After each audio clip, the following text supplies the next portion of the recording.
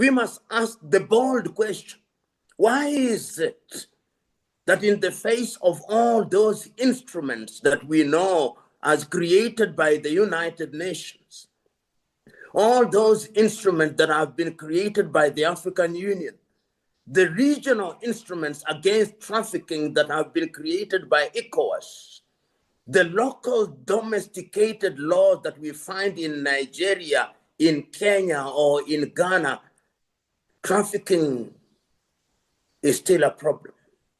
Many are the times when I'm traveling and I transit through Bole Airport in Ethiopia, I see young girls bedecked in female regalia as Muslims. Occasionally I talk to them and I ask them, are you Muslims? And some of them tell us or tell me I am not. But for the purpose of the job that I'm going to undertake in Saudi Arabia, I, Elizabeth, am now Fatuma. And they go there. When they go there, in certain households, they take their travel documents. Then they become sex slaves. Their testimonies, I have a testimony of one whom I rescued from Saudi Arabia. The father slept with her. The sons slept with her. She was dehumanized. She's back in Nairobi, Kenya, physically destroyed, spiritually laboring, and psychologically struggling. Yet, our politicians, still in their unguarded moments, tell us we have negotiated for jobs in those parts of the world. For them, it is winning the next vote. And we who are the citizens, we don't question them enough. They bombard us with statistics of the number of girls and boys that they have taken to Germany, to Bahrain, to Oman, to Saudi Arabia, but they don't ask whether they are in modern day slavery, and we now know they are. What are we doing about it? We have seen politicians collecting money to take them to be enslaved. Recently, in my office, young men came to me. They are from the Democratic Republic of Congo. They had been lured by an individual who told them that I could obtain visas for you to travel to Colombia. And once you travel to Colombia, you'd get to Suriname. And once you get to Suriname, you'd walk the border through Mexico and go to the United States, and your life will never be the same again.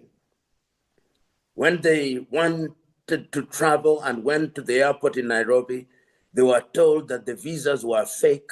And in the intervening period, they had lost 15 million Kenya shillings to this individual, who I believe the next state is that he will be contesting a parliamentary seat.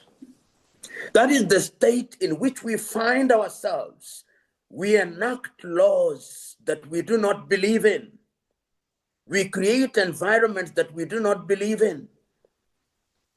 So I must agree with the father who said the opening prayer that until the day that we deal with the root causes, we can pray all we want, we can fast all we want, but desperation will be the driving force that forces women, young women,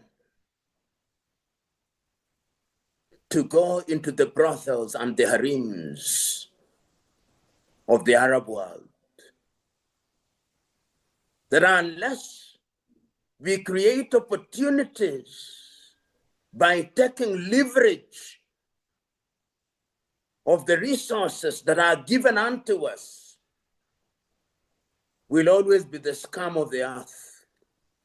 The story or the parable of the 5 talents and 1 talent and 2 talents has been told too many times ad nauseum, but it is still correct that God in his divine wisdom gave to every civilization something.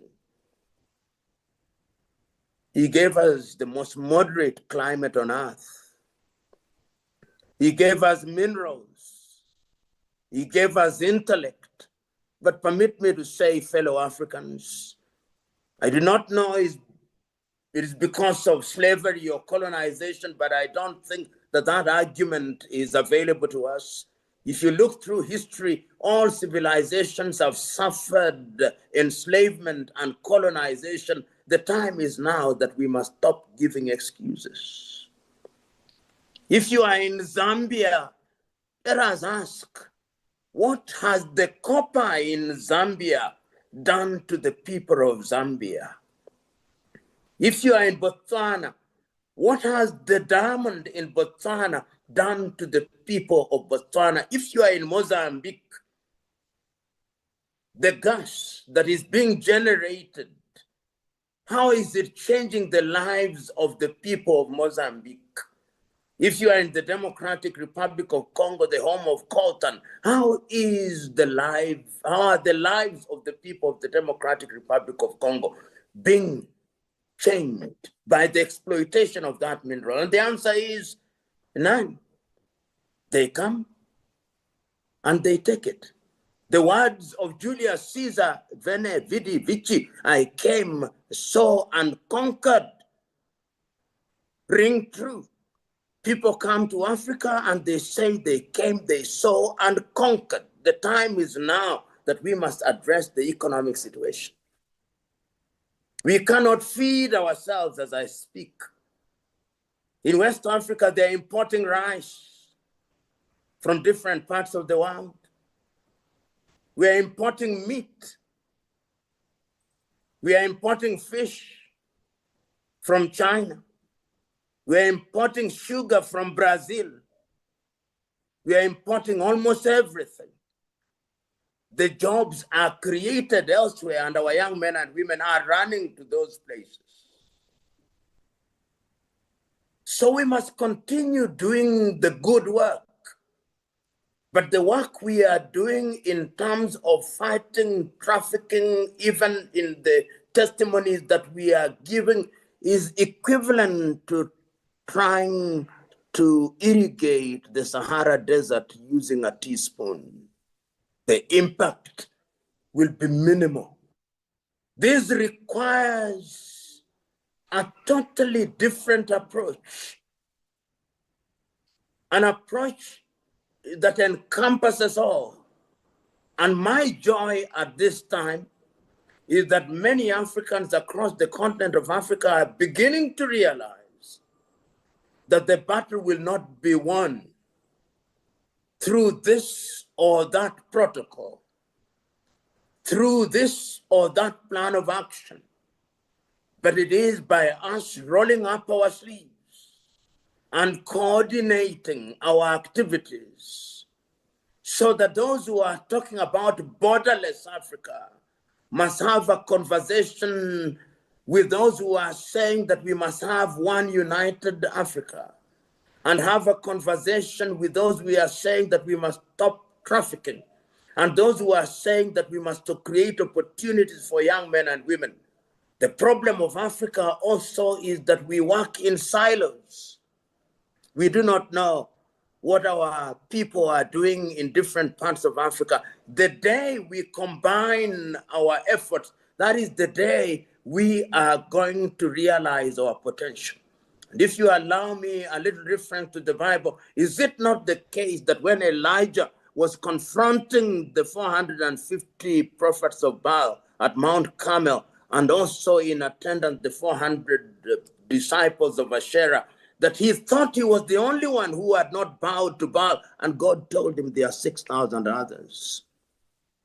The time is now for us to coordinate So let not this forum, like other forum, be a one-off forum because we are celebrating the feast of Saint Bakita. Let it be that we are starting something that is going to go around the continent of Africa. Yesterday in Accra, when they lit the torch about borderless Africa, I told them, let this not be just another event. I told them, let this torch move from country to country so that it raises a conscience and raises a consciousness which will make us realize that we cannot be slaves forever. The time is now for us to do what we say. The time is now to exorcise the ghost of lamentation and the ghost of fear. The time is now to realize that action which is unwedded with our words and vice versa will not take us far. The time is now to realize that sophistry will not solve our problems. There is only action. René Descartes is still right. Cogito ergo sum. I think, so I am. If indeed we are thinking, then it is our duty to combine our efforts. So, ladies and gentlemen, my desire and prayers and at once is that we should use this forum to charge an army that will go out into the world and do that which is right and good. It can be done.